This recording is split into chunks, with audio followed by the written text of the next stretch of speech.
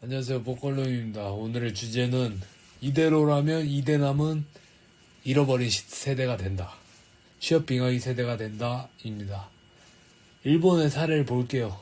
일본은 지금은 상황이 굉장히 좋죠. 예, 그냥 뭐 대학 나오면 대학 졸업 전에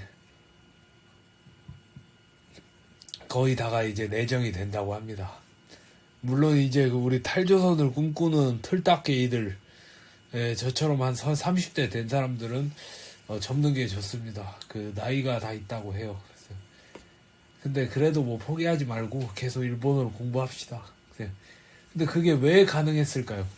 왜 가능했을까요? 여러분이 모두 알다시피 그 윗세대를 갈아버렸기 때문이에요. 그 아버지뻘 세대를 갈아버렸기 때문입니다. 그리고 우리 세대, 지금 한국의 우리 세대, 지금 20대와 넉넉 잡아서 30대 초중반 세대가 일본처럼 갈려버릴 세대가 될 확률이 높죠. 이대로 가만히 있으면 말이죠. 지금 일본은 98%가 취업을 해요. 그러니까 취업률이 98%입니다. 그러니까 어지간하면 대졸자가 되면은 취업이 가능해진다는 얘기예요. 뭐냐면 그냥 지금 일본은 이과는 98.8%, 문과는 97.9% 취업률이래요. 그러니까 와, 문과가 더 충격이야 이거는. 예, 문과가 더 충격인데. 문과가 어떻게 이렇게 많이 취업을 하지? 이 사람들 다 그리고 졸업 전에 내정받고 일하는 겁니다. 근데 한국 볼까요? 한국은 취업자 중에 대학 졸업 전 취업자가 44.3%입니다. 그러니까 일본 같은 상태면 44.3%예요. 개병신이죠. 뭐 그냥 여기까지 알아보겠습니다. 여기 이것만 봐도 그냥 알 수 있죠. 그냥 제 이것저것 찾아봤는데 그냥 의미가 없어요. 그냥 뭘 이렇게 한국이 앞서는 거는 고사하고 비비는 통계가 없어요. 그냥. 예. 제가 계속 찾아보는데도 뭔가 좀 나은 부분이 있어야 되잖아. 그냥 나라끼리. 좀 앞서거니, 뒤서거니, 막, 이렇게 좀, 뭔가 좀 엄대엄을 하든가, 뭔가 좀 그런 게 있어야 되잖아. 비비는 면이 있어야 되는데, 아니, 씨발. 나은 게 하나도 없어. 그냥 다 밀리고, 그냥 다 병신이야. 예. 아니, 그냥 보니까, 그냥 일본에서는 문송합니다도 아니네. 근데 애초에 근데 왜 문송해야 되는지 모르겠는 거죠. 문송을 왜 해야 돼? 문송을 왜 해? 병신들. 내가 원하는 거 공부했는데 취업자리 안 만들어 놓은 사회 구조 자체가 병신이지. 한국 구조 자체가 병신이에요. 여러분들 앞으로 그렇게 생각하십시오. 철저한 보복주의로 무장해서 내가 못 가지면 다 못 가지는 거야. 무너지는 게 맞다고 생각하십시오. 여러분이 지금 당장은 이 사상을 받아들이지 않아도 상관없어요. 받아들여도 상관없고요. 여러분은 언젠가 이 사상 쪽으로 기울 수밖에 없게 될 거니까요. 시간 문제입니다. 내가 먼저 시작한 것 뿐이고. 그런 이야기도 있잖아. 나라 망한다고 걱정하는 사람은 하수고, 나라 망하면 내가 먹어야지 이렇게 생각하는 사람이 고수라고. 그런 마인드로 삽시다. 어차피 한 번 살고 한 번 죽는데 곤조 있게 살아야 되지 않겠습니까? 예? 똑바로 살아. 이 이야기를 하려는 게 아니었는데. 아무튼 일본도 힘들었어요. 취업 빙하기 세대를 갈아버린 다음에 그 꿀을 요즘 세대 애들이 빠는 거죠. 예. 기사를 하나 보여드릴게요. 초임 인상에 질투의 감정을 드러내는 비정규 빙하기 세대. 야, 이거 그냥 제목부터 살벌하죠. 부러워. 인터넷에서 그렇게 읊조리는 것은 본인을 빙하기 세대로 소개한 50대 남성. 요즘 자주 들려오는 임금 인상 소식에 대해 질투를 느낀다고 솔직하게 밝혔습니다. 미쓰이 스미모토 은행 4월 입사 신규 대졸자 초임 일괄적으로 5만엔 인상. 와, 미쳤네. 유니클로 운영사 패스트 리테일링 신규 대졸자 초임 30만엔으로 JR 동일본 초임 3,000엔 인상. 오리엔탈 랜드 신규 대졸 이상의 초임을 작년부터 2만엔 인상. 급여 인상 소식은 보도된 것으로만 한정해도 셀 수 없을 정도입니다. 급여 인상도 있네요. 우리는 임금체불이라는 유구한 전통이 있는데. 예. 일본 새끼들. 작금의 인플레이션 영향으로 전 사원 대상의 급여 인상 소식도 들려오긴 하지만 신규 대졸자 중 20대, 30대 청년층 초임 인상 소식이 다수입니다. 여기에는 우수한 인재 확보라는 기업 측의 전략도 있겠지요. 한편 급여가 높은 수준에 달한 40, 50대에 대해서는 논의에서 제외되는 경우도 있습니다. 배우를 개차반으로 한다면 관둬버리겠어 라고 시원하게 말할 수 있으면 좋겠지만 가능성보다도 리스크를 더 크게 느끼는 40, 50대가 되면 웬만히 정년까지 지내고 싶은 사람도 많을 겁니다. 그리 생각한다면 젊은 층을 중심으로 초임을 인상하는 것을 합리적으로 볼 수 있습니다. 한편으로는 또 패싱이야 라고 자기도 모르게 한숨을 쉬는 사람도 있을 겁니다. 40, 50대 전반은 취업 빙하기에 직면한 세대죠. 1990년대, 2000년대 기업이 채용 규모를 줄였기에 구직 활동이 차질이 생긴 채 비정규직을 반복한 사람도 많은 이들입니다. 이게 우리나라도 지금 마찬가지잖아요. 비정규직 전전하고 있고. 그러니까 뭔가 이게 답이 없어. 내가 볼 때는. 이대로 가다가. 뒤엎어버리거나 아니면 떠나버리거나 우리한테는 이제 두 가지 선택밖에 없어. 2000년대 후반에 일시적으로 고용 환경이 개선되었는데 이 시기에 정사원이 되었다면 좋았겠지만 곧이어 리먼 쇼크가 직격. 2010년대 중반부터 고용 환경이 좋아질 기회가 다가왔지만 초대 빙하기 세대는 이미 40대 후반, 정사원 경험이 없는 이들을 기업이 적극적으로 채용할 리 없으니 2023년이 된 현재도 어쩔 수 없이 비정규직인 채입니다. 이 상황은 최근에 와서야 문제시되어 정규직화를 뒷받침하는 지원에 대한 관한 이야기가 나오게 되었습니다. 하지만 당사자 입장에선 이미 늦었지요. 이제 와서라는 생각밖에 들지 않습니다. 정사원이 되지 못했던 50대 비정규직. 정사원은 이미 포기했습니다. 라고 말하는 50대 남성. 젊었던 시절에 나쁜 고용 환경을 핑계로 비정규직에 만족했던 본인의 태도를 어느 정도 반성한다고는 합니다. 하지만 답답한 마음도 들고 미래에 대한 불안감도 클 테죠. 근데 여기서 만약에 궁금한 게 지금 갑자기 생기는데 여기서 만약에 일본에서도 탈주한 사람이 있을까? 그러니까 탈일한 사람이 미국 같은 데나 유럽 같은 데나 갑자기 궁금하네. 그것도 한번 찾아봐야겠네요. 후생노동성의 레이와 3년 임금구조 기본 통계 조사에 따르면 대졸 남성 비정규 사원의 급여는 중앙치는 24.5만엔, 50대 후반은 22.3만엔. 와, 야, 걔 레전드네. 세금 등을 제하고 남는 돈은 17만엔. 야, 그러니까 얘네가 와, 진짜 근데 이 정도면 탈족 했겠는데 탈족? 만약 사회에 진출하여 60세까지 지금 수준의 급여를 받았고 후생연금에 가입한다고 하면 연금은 과연 어느 정도일까요? 연금 지급액은 후생연금은 월 5.2만엔 정도입니다. 국민연금은 만액 지급으로 급여 수준으로 따진다면 월 11.6만엔 정도가 지급됩니다. 다만 이것은 비정규직이면서 후생연금에 가입할 수 있었을 경우입니다. 2022년 10월부터 비정규에 대한 후생연금 보험 적용이 확대되었지만 이전까지는 비정규직은 후생연금에 가입할 수 없는 경우도 적지 않았습니다. 즉, 월 11만엔보다도 더 적은 연금밖에 지급되지 않는 경우가 많다고 생각할 수 있겠죠. 이 정도의 금액으로는 충분하다고 할 수 없기에 정년에 도달하더라도 계속해서 일해야 하는 것은 빙하기 세대이자 비정규직인 이들의 정해진 노선이라고 할 수 있는 겁니다. 또한 노후는 정말 답이 없다라고 지경에 이르게 된다면 생활보호는 라는 국제적 안전망이 있습니다. 사회적 안전망이 있습니다.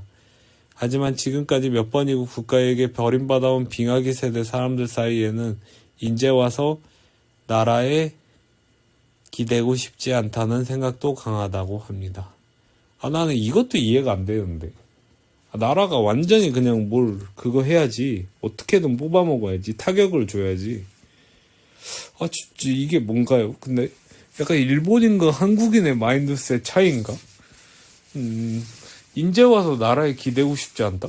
난 나라 대들보까지 빼먹을 것 같은데. 존나 열받아가지고. 뭐지? 이젠 살아있어도 괴로울 뿐. 앞이 캄캄한 빙하기 세대 비정규직은 로부터는 이러한 읍조림도. 국가는 2020년도부터 3개년 계획으로 빙하기 세대의 취업 지원에 나섰습니다. 근데 하필 이때 코로나도 겹쳤죠. 그러니까 그냥 운이 없으면 내가 보니까 계속 없어. 그러니까 운명의 여신을 머리채를 휘어잡아서 굴복시켜야 돼. 예. 하지만 코로나 시기와 겹쳐 성과가 오르지 않았기에 지원 사업을 2년 연장하기로 했습니다. 하지만 힘든 처지에 놓인 빙하기 세대에 대한 지원이 이것으로 충분한지, 이러한 형태로 괜찮은지 한번 검토할 필요가 있다고 말할 수 있을 듯합니다. 그러니까 뭐 국가가 이렇게 책임을 진다 뭐 이렇게 하는 거죠. 지금도 하고 있겠네요. 그러면 2020년도부터 5개년으로 연장된 거니까. 그래도 국가가 책임을 진다. 진짜 그래도 일본은 손을 잡아준다라고 이렇게 서우파님 같은 분들도 막 말씀하시고 막 일본 좋다, 막 일본 아주 대단하다, 막 이렇게 얘기를 하는데 확실히 한국보다는 낫긴 해요. 한국보다는 낫긴 한데 저는 생각이 좀 다른 게 존나 패놓고 몇십 년 뒤에 약 발라주면 뭐 그게 제대로 된 대우입니까? 솔직히 그냥 놀리는 거지. 티베깅 하는 거지. 그냥 존나 위선적이지 않아요? 뭐 씨발 안 해주는 거보다야 낫죠. 안 해주는 거보다야 낫긴 한데 그래도 족같단 말이야. 저는 근데 이게 들었던 생각이 뭐였냐면은 이 사람들은 그냥 이 체제, 그러니까 일본이라는 구조 자체가 붕괴되기를 오히려 바라지 않았을까? 그래서 이 사람들이 더 힘든 거 아닐까? 붕괴될 줄 알았는데 안 됐으니까. 저라면 구조를 붕괴시키려는 노력을 했을 것 같아요. 근데 그때 뭐 그럴 수가 없었겠지. 유튜브가 있었겠어. 뭐가 있었겠어. 그럴 수도 없었지. 이제서야 좀 그런 게 가능한 거지. 구조 붕괴도 이게 지금처럼 어떻게 선동이 돼야 좀 하는 거지. 힘들었겠죠. 근데 요즘은 그런 마인드셋 많아요. 제 주변 사람들도 많고. 인터넷에서도 어떤 불뚝불뚝 분노가 느껴져. 뭐냐면 내가 못 가지면 아무도 못 가죠. 그냥 다 망하자는 거지. 근데 솔직히 얘기해서 그게 맞아. 아니 우리가 세상에 태어났으면 세상을 가져야지. 근데 우리가 못 가지면 아무도 못 가져야지. 가질 수 없다면 부숴야 됩니다, 여러분. 아니 그렇잖아. 나는 이 일본 취업 빙하기 세대가 너무 스윗하다고 생각하다니까. 좀 멍청할 정도로. 솔직히 근데 내가 힘들고 결국 능력을 못 쌓았어. 그래서 나이도 많이 들었어. 자식도 없어. 근데 내 아들, 딸 세대가 잘 살고 취업 내정 잘 되고 하는 거 보고 있으면 기분 족같을 것 같은데? 이게 일본인, 한국인의 마인드 차이인가? 이 책임감의 차이인가요? 아니면 애국심의 차이인가요? 모르겠네. 일단은 일본 한국 마인드 차이인지 뭔지 모르겠지만 쉬어쓴 청년들 대부분 그런 마음 가지고 있을걸요? 아니 봐봐, 생각해보라니까. 나는 다 늙어버렸어. 자식도 없어. 돈도 없는데 뭐 잃을 게 뭐가 있어. 다 망하는 게 오히려 개꿀이지. 그냥 구조 다 붕괴시키고 선동시켜서 국가 경쟁력 박살내는데 앞장서겠죠. 앞으로 그런 세력으로 자리매김할 겁니다. 쉬었은 청년들이. 걱정입니다. 걱정이에요. 사실 걱정 안 됨. 앞으로는 그런 마인드 가진 애들이 늘어날 거고, 그걸 다 알아요. 눈치 빠른 한국인들. 그러니까 애들 안 낳는 거죠. 다들 이제 러시안 룰렛 하는 거야. 애 낳을 거야? 애 낳을 거야? 그러면서 대가리 빠가 새끼들이나 지금 애 낳는 거죠. 걔네는 돈 많아도 대가리 빠가 새끼들이야. 안 낳고 못 낳고 뭐 하지만 아무튼 진짜 물어보고 싶은데 근데 정말 심사숙고해서 애를 낳은 건지 내가 물어보고 싶어요. 진짜 두렵지 않나? 근데 지금의 한국의 하루하루가 당연하다고 생각하니까 애를 낳은 거 아니야. 하긴 뭐 근데 그런 구조에 대한 어떤 생각이나 고찰이 있었겠냐. 그냥 찰나의 성욕에 못 이겨 애를 낳은 거지. 그리고 이제 지금 생각난 건데, 애 얘기하니까 생각하는 건데, 그러면 이제, 만약에 20년, 30년 뒤에는 일본처럼 되냐. 입꼬리 올라가는 이제 10년대생이 좀 있다면, 기대를 접는 게 좋아. 일단 대한민국은 일본이 아니란다. 대한민국의 기득권도 일본의 기득권이 아니고. 네 취업할 때 되면 이제 취업은 고사하고 나라 이름이 대한민국일지 또 확신을 못해. 한반도에 이제 사람다운 사람이 기업다운 기업이 있을지 확신 못해. 잼민이가 혹시 이걸 들었으면 네 애미애비한테 빨리 이제 탈조선하자고 조르는 게 좋아. 영어 공부도 열심히 하고 임마. 맨날 로블록스 뭐 이딴 거 하지 말고 병신 같은 새끼.